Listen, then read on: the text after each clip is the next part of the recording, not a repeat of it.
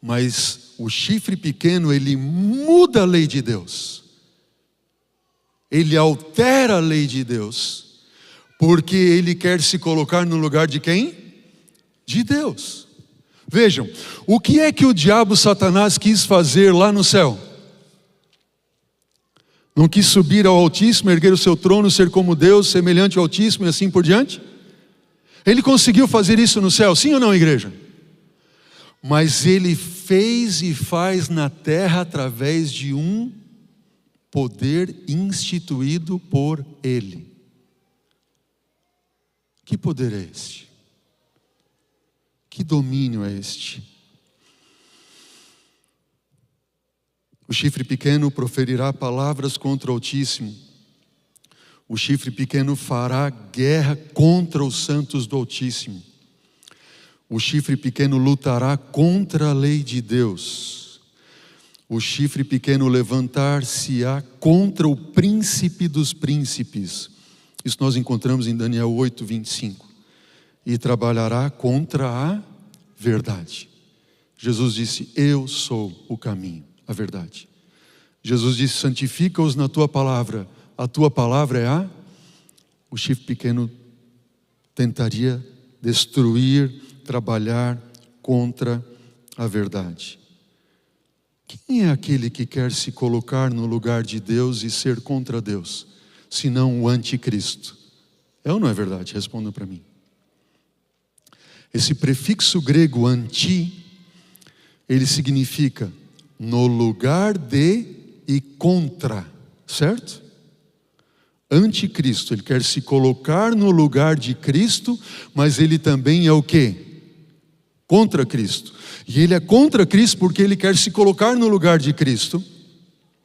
E aí surge então a pergunta, ou as perguntas, melhor dizendo: quem nos domínios do antigo Império Romano se assenta num templo e se ostenta como se fosse Deus? Quem?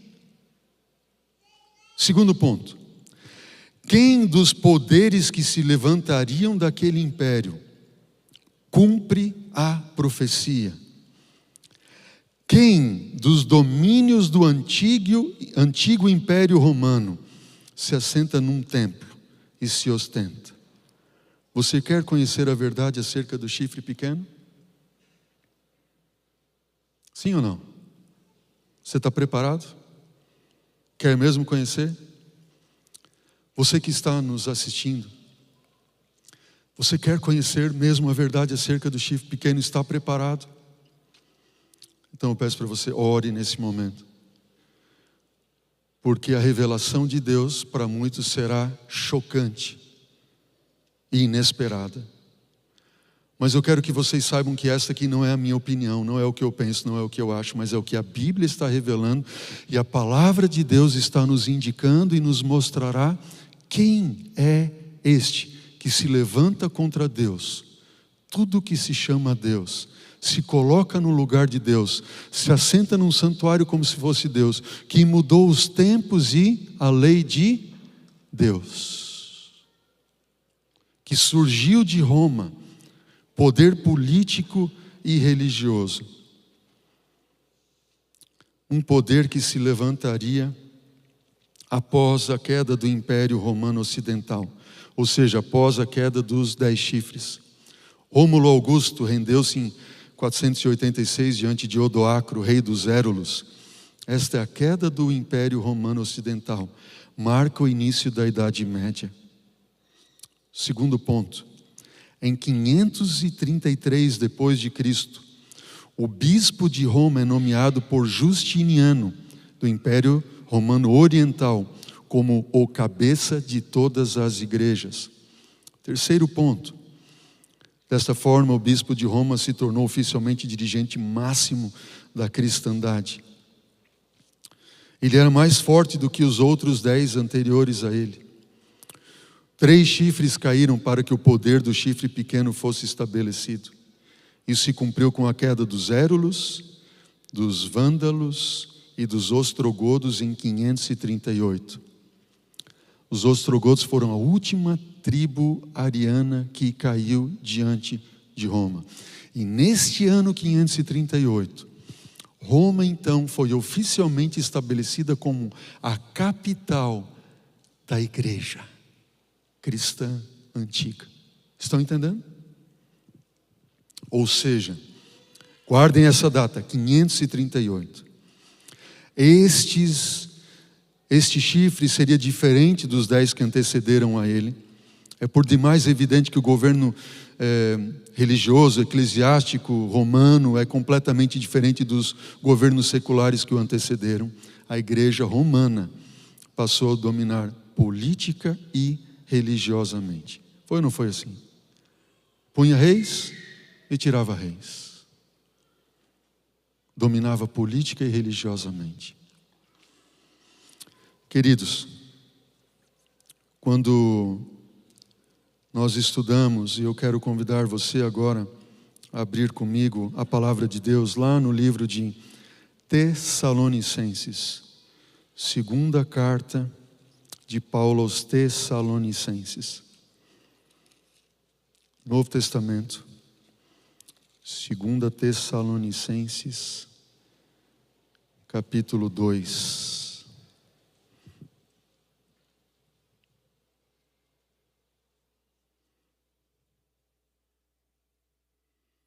Segunda Tessalonicenses, capítulo 2, versículo 3. Veja o que o Paulo escreveu, apóstolo Paulo. Ninguém de nenhum modo vos engane, porque isto não acontecerá, sem que primeiro venha a apostasia, e seja revelado o homem da iniquidade, o filho da perdição, o qual se opõe e se levanta contra tudo que se chama Deus, ou é objeto de culto, a ponto de assentar-se no santuário de Deus, querendo parecer ou ostentando-se como se fosse quem? O próprio Deus. Ó queridos, quem é esse poder que vem de Roma, que se assenta num santuário como se fosse o próprio Deus, ostentando-se, se levanta contra tudo que é Deus e quer ser como o próprio Deus? Nós temos aqui uma revelação de que essa parte religiosa da igreja, eu trouxe aqui para vocês dois materiais que eu quero mostrar para vocês. Este livro aqui, em primeiro lugar, eu ganhei de uma irmã aqui da igreja, irmã Doraci Passos, esposa do nosso querido irmão falecido Paulo Passos. Ela encomendou para mim, encontrou e me deu de presente. É um livro que foi escrito por Rui Barbosa, chama-se O Papa e o Concílio. Esse livro que eu tenho aqui em mãos é de 1930. A primeira edição ainda foi muito anterior a esta, logicamente. Rui Barbosa, ele traduziu uma obra de um cardeal romano que foi excomungado pela igreja e depois se tornou um grande historiador do cristianismo. E ele traduziu esta obra, Rui Barbosa, do alemão para o português. O livro original, ele tem cerca de 300 páginas. Só que Rui Barbosa faz um prefáciozinho de 261 páginas para comentar previamente aquilo que aquele cardeal havia escrito sobre a história da igreja romana. Sabe o que salta aos olhos que Rui Barbosa traz à vista?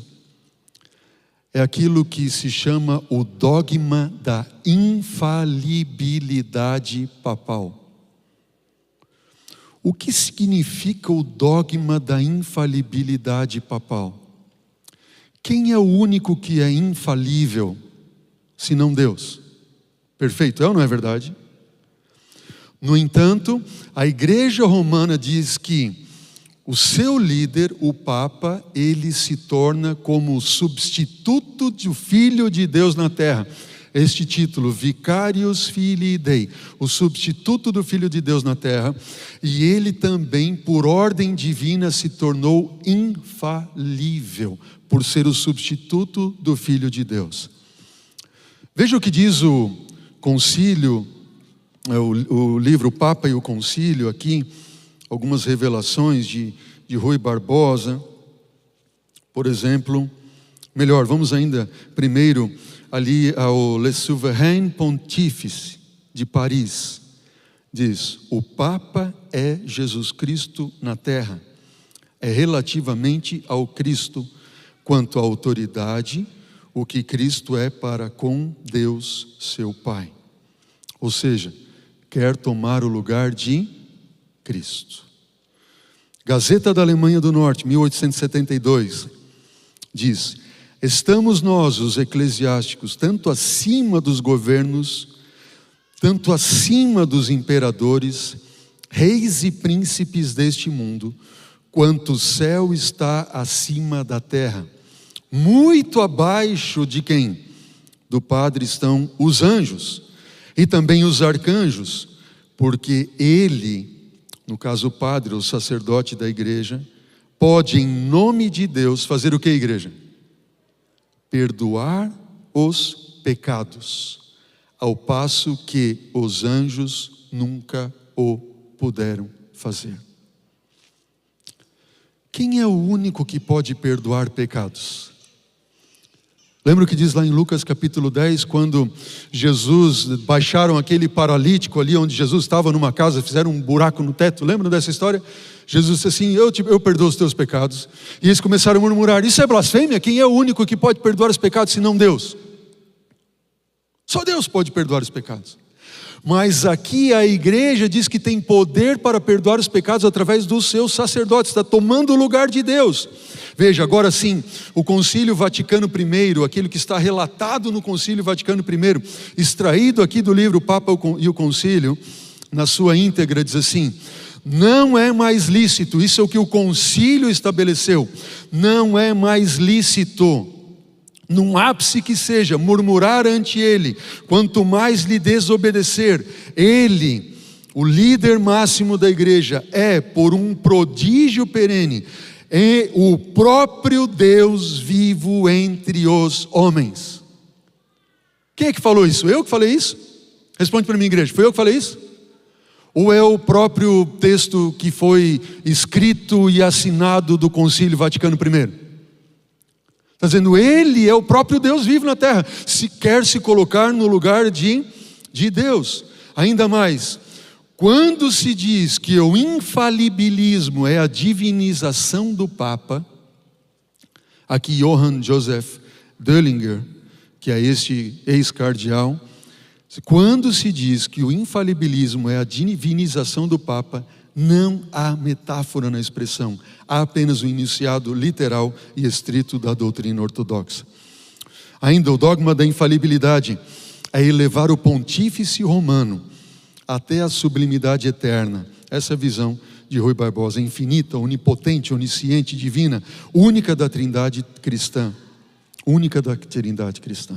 É isso que nós encontramos.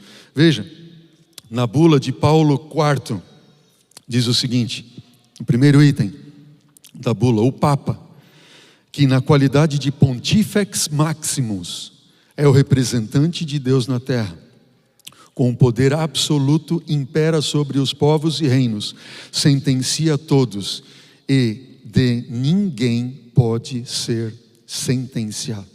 Ele sentencia a todos, mas ninguém pode sentenciar a ele. Ele é o máximo. Veja o que diz o ato de fé dos novos católicos convertidos, elaborado pelos jesuítas em 1674. Diz o ato de fé 3: confessamos e cremos que o pontífice romano é o vicário de Jesus Cristo, que pode, à sua vontade, absolver os homens do pecado, preservá-los do inferno ou enviar-lhes ao inferno, e que tem o direito de excomungar. Quarto ato de confissão de fé. Diz o quê? Confessamos que todas as novas instituições criadas pelo Papa, alheias ou inerentes à Escritura, e tudo que ele tem determinado é verdadeiro, tudo que ele determina é divino, tudo que ele diz é santo, devendo o comum dos homens prezá-lo mais do que o quê? Quem está dizendo isso? Sou eu ou é o ato de fé dos jesuítas? Não digam, o pastor André disse, eu só estou revelando a você uma verdade.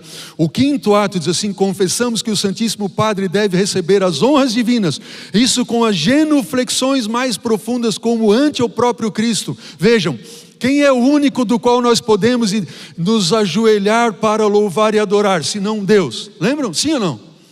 O próprio Pedro, que diz que ele, o líder máximo da igreja romana, é o sucessor de Pedro. Quando Cornélio, conforme está registrado na Bíblia, em Atos capítulo 10, se curvou diante dele e disse assim: ei filho, levanta, eu sou servo contigo, adora a Deus. Mas ele, o líder da igreja romana, se colocando no lugar de Deus, diz que o mais comum dos homens deve se dobrar diante dele. Nenhum anjo, conforme diz Apocalipse capítulo 19, versículo 10, aceitou a adoração de um homem. Atos 6, confessamos que todo e qualquer padre é maior que a mãe de Deus, Maria mesma, que apenas deu a luz ao nosso Senhor Deus uma vez, enquanto um padre romano sacrifica e cria Jesus Cristo não só em intenção, mas na realidade, onde quer que lhe parece, e depois de criá-lo ingere-o por completo. Confessamos que o pontífice romano tem o poder de alterar as escrituras, acrescentá-las ou diminuí-las. Uau, você consegue acreditar nisso? Isso não é o que eu penso, o que a igreja adventista, é o que a própria igreja romana crê. Confessamos que a fé romana é católica, imaculada, divina, santificante, antiga, verdadeira, como por consequente a religião romana é absolutamente perfeita em todas as suas definições, sob uma só forma, boa, salutar. Amaldiçoamos todos os que nos ensinaram essa heresia repulsiva e ímpia, ou seja, a fé evangélica. O domínio do papado se deu de 538 até 1798, os 1260 anos. O que aconteceu em 1798? Em 1798, Berthier, a mando de Napoleão Bonaparte, vai até Roma e leva cativo o Papa Pio VI. E a igreja romana recebe aquilo que Apocalipse 3 diz como uma ferida mortal. Foi nesse tempo que houveram as inquisições, as cruzadas. E você pode perceber ali o paralelismo entre a besta de Apocalipse 13, o chifre pequeno, que é o mesmo poder anticristo revelado nas Escrituras. Veja, o chifre pequeno, segundo Daniel 8 e Daniel 7, diz o quê? Ele tem grande poder, não por sua própria força. E a besta de Apocalipse 13 diz: deu-lhe o dragão o seu poder. O chifre pequeno tem autoridade por 3 tempos e meio. A besta de Apocalipse 13, autoridade por 42 meses. O chifre pequeno fez guerra e faz guerra contra os santos. A besta de Apocalipse 13, em Apocalipse 13, 7, também faz guerra contra os santos. Profere blasfêmias, o chifre pequeno, Daniel 7, 8 e 20. E também Apocalipse 13, 5 diz que profere blasfêmias. E atinge o santuário de Deus e o seu exército. Nós vamos estudar isso no próximo sábado. E a besta de Apocalipse 13 difama o tabernáculo e os que habitam no céu. Eu quero fazer aqui uma pausa, só para dizer a você uma coisa. Eu tenho aqui em minhas mãos, esse aqui é o Catecismo da Igreja Católica Apostólica Romana, edição típica vaticana, edições Loyola ali. Eu tenho esse livro para estudar esse livro. Eu vou estudar aqui sobre infalibilismo. E nas crenças 889, 890 e 91, veja o que diz aqui. E isso aqui é de a gente cair mesmo para trás. Olha só. Crença 889, catecismo, dogma, ok? Romano. Para manter a igreja pura da fé transmitida pelos apóstolos, Cristo quis conferir à sua igreja uma participação em sua própria infalibilidade. Cristo quis conferir a quem? A sua igreja, a sua infalibilidade. Ele que é a verdade, ele, Jesus, pelo sentido sobrenatural da fé, o povo de Deus se atém indefectivelmente à fé, sob a guia do magistério vivo da igreja. Sabe o que o catecismo está nos revelando aqui? Que segundo a crença da igreja romana, não é só o Papa que é infalível. Quem é infalível também? a igreja. Cristo dotou os pastores do carisma da infalibilidade em matéria de fé e costumes. Goza dessa infalibilidade o pontífice romano, chefe do colégio dos bispos, e por aí vai. Quando por seu magistério, o pontífice, a igreja propõe alguma coisa a crer como sendo revelada de Deus, a crer como sendo revelada de Deus e como ensinamento de Cristo. Se a igreja crê, se o pontífice crê, ponto final, ele determina. É preciso aderir na obediência da fé a tais definições. Esta infalibilidade tem a mesma extensão do que o próprio depósito da revelação divina. Sabe o que isso significa? Porque eu chamo atenção a isso? O que foi que a igreja romana fez por 3 tempos e meio, de 538 a 1798? Se não perseguir, matar e torturar aqueles que não aceitavam. Só que eu pergunto para você, a igreja errou? Para nós errou, mas segundo eles errou? Por quê? Porque a igreja não erra. Sabe o que isso significa, irmãos? Roma, segundo eles, jamais errou. E pasmem, a besta de Apocalipse 13 nos revela, e esse vai ser o último versículo que nós vamos ler nesta manhã, aqui rapidamente, do livro do Apocalipse, Apocalipse 13, versículo, tanto que eu gostaria de ler mais com vocês, mas o tempo não nos permite. Diz que, versículo 15, Apocalipse 13, 15, diz assim: e foi-lhe dado comunicar fôlego à imagem da besta, para que não só a imagem falasse, como ainda fizesse o quê? Morrer quantos não adorassem a imagem da besta. Mesma Roma religiosa que fez morrer quando? Lá no passado. Vai fazer morrer quando? No futuro.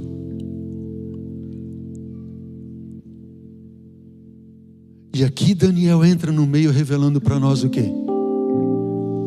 Que aqueles que forem fiéis a Deus, a sua palavra, aos seus mandamentos e às suas leis, ainda que por algum tempo, e esse tempo será breve, tenham que passar pelo fogo, ou pela tortura e a morte, Deus lá estará com eles. Amém? Quem serão os primeiros a serem perseguidos? Os pastores. Fico imaginando quantos que estão assistindo essa mensagem agora, e a gente que prega a mensagem, a palavra de Deus vai para o mundo inteiro, né? Para quem vai se levantar primeiro? Né, Marisa? Mas e todos aqueles que creem, por algum tempo até morrerão, mas chegará um momento em que Deus não permitirá mais que qualquer um morra. A porta da graça ali já estará fechada. Quem decidiu, decidiu. E se você tiver que defender a sua crença até o fim, Deus vai te proteger, assim como defendeu quem? Misael, Ananias e Azarias, quando foram lançados na fornalha de fogo ardente. Cristo Jesus estava lá com eles, eles não sofreram dano algum, assim como foi com Jesus, quando foi lançado lá na cova dos leões. Nada aconteceu com ele, porque Deus o livrou. Essa é a revelação de Deus para aqueles que creem no seu nome. Vejam quantos instrumentos de tortura foram usados na Idade Média. Olhem, que loucura isso. E isso era chamado como trabalho santo de Deus. Esse instrumentos de tortura terríveis que você está vendo aí. Bom, enfim, queridos, Daniel capítulo 7 fala ali das nações, e nós encontramos então que o domínio papal se deu de 538 até 1798. Depois viria um juízo no céu. Sabe o que significa o juízo na Bíblia? Nós vamos estudar isso, Daniel capítulo 8 e 9, os próximos estudos. Juízo de Deus é sempre para libertar, salvar. Amém? Salvar o seu povo, libertar o seu povo. Quando que esse juízo aconteceria? Coloca o quadro lá, Duda, de novo. Nós não sabemos a data em Daniel capítulo 7, mas nós sabemos em Daniel capítulo 7 que o juízo no céu aconteceria em algum momento depois de quando? Depois de 1798. E a Bíblia revela quando? A data certa. Quando aconteceria esse juízo? Ó, queridos, eu faço minhas palavras do Caio essa manhã. Deus tem o quê? Deus tem pressa. Deus tem pressa. Deus tem pressa em salvar. Deus tem pressa em curar. Deus tem pressa em libertar do engano, da mentira do inimigo. E nós temos que nos levantar como arautos dessa verdade, de dizer: você tem que sair de Babilônia, você tem que sair do erro da mentira, não seguir mais essas mentiras transviadas. A igreja romana mudou a lei de Deus. Não é mais o sábado o dia, é o domingo para os romanos. E todas as outras denominações cristãs, a maior parte delas embaixo do sol, guardam um domingo, seguem um domingo como a igreja romana. Quando você vai tomar a sua decisão? Deus tem pressa, Deus tem pressa. Hoje de manhã eu estava apelando para um irmão, e ele está me assistindo aí agora, eu não vou mencionar o nome dele, ele sabe a quem eu estou falando. Deus tem pressa. Imagine um indivíduo que Deus está lutando para salvar, lutando para salvar, lutando para salvar, fazendo tudo o que está nas suas mãos.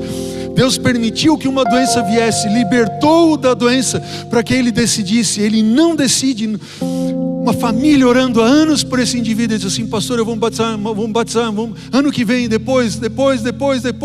Eu disse: amigo, é dia 26, é o dia do teu batismo, é hoje. Hoje de manhã eu falei com ele: ei, vamos batizar em nome de Jesus.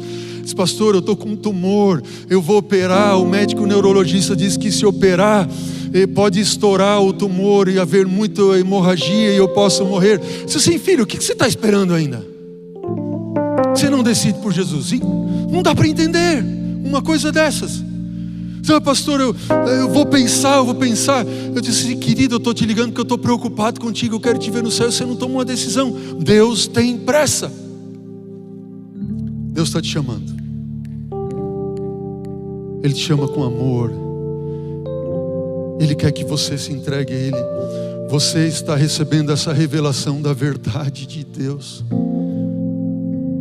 Enquanto o Mateus canta essa música em nome de Jesus, eu quero fazer um apelo nesta manhã aqui em nome de Jesus.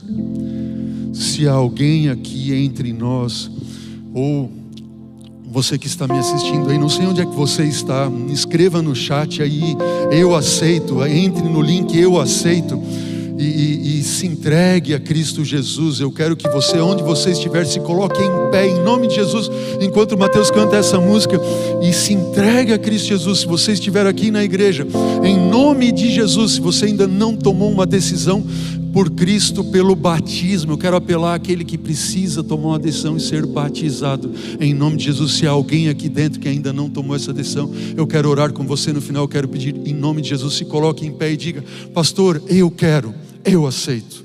Eu quero orar com você no final. Você nunca mais falou comigo, nem simples. Obrigado porque hoje eu tenho vida. Na verdade eu sinto falta da sua voz. Deus tem saudades de você.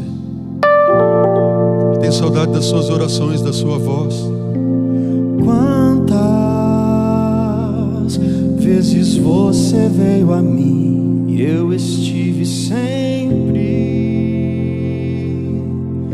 escutando, ajudando, dando força. Na verdade eu gosto muito de você. Deus te ama, Jesus te ama com amor inigualável. Você anda longe, anda triste. Coloque-se em pé em nome de Jesus. Louvado seja o nome dele. Na verdade tu não passa de um menino perdido, querendo chance encontrar.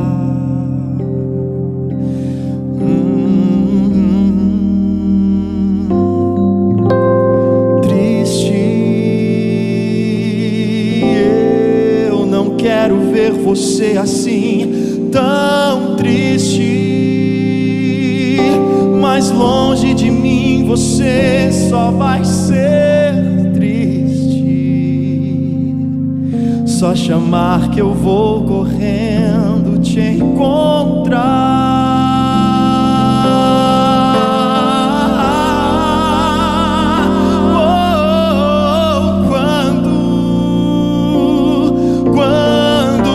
Vai voltar pra mim, eu estou esperando. Volta logo que o tempo está se findando. Deus tem pressa. Muito em breve eu volto e não há outra chance. Pensou se ele voltar e você não tiver mais chance?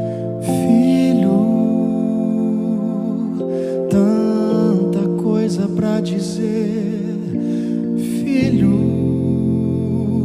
tenho um presente pra você. Volta, filho. Na verdade eu gosto muito de você. Amém.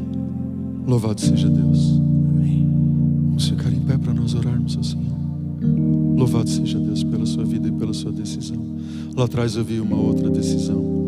Pastor David está por aqui? Não. Pastor David? Pastor Denilson? Está aqui, Pastor Denilson. Vem cá, querido. Vem aqui na frente. Eu vou orar por todos vocês nesse momento.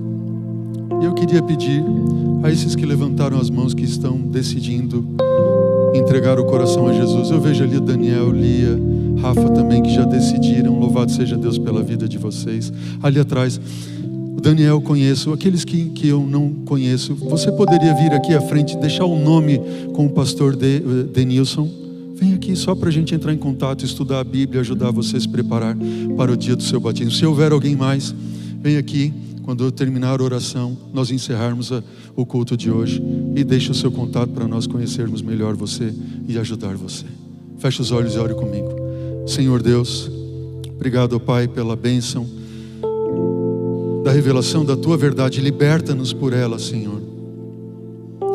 E abençoa esses que decidem hoje, Pai, se entregar por Cristo e para Cristo. Quero pedir, Senhor, a bênção sobre esses que estão nos assistindo. Eu não vejo eles aqui, mas o Senhor os vê, está ao lado deles, ao eles tomarem essa decisão. Que eles escrevam ali, Pai, no nosso site, possamos assim tomar o contato e ajudá-los também, para selarem a vida com Cristo eternamente, como fez hoje Caio e Agi. Em nome de Jesus te pedimos estas bênçãos. Amém, Senhor. Amém.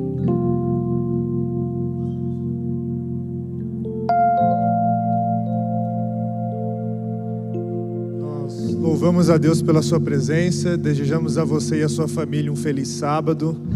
Pedimos a gentileza para que vocês se direcionem o mais rápido possível aos carros de vocês e às casas de vocês, sem aglomerações, por gentileza. Amanhã às 19h30, domingo, 7h30 da noite, estaremos aqui para mais um culto de louvor e adoração ao nosso Deus, dando continuação à série dos profetas menores. Que Deus te abençoe a sua decisão ao lado dele, e que vocês tenham um ótimo restante de sábado.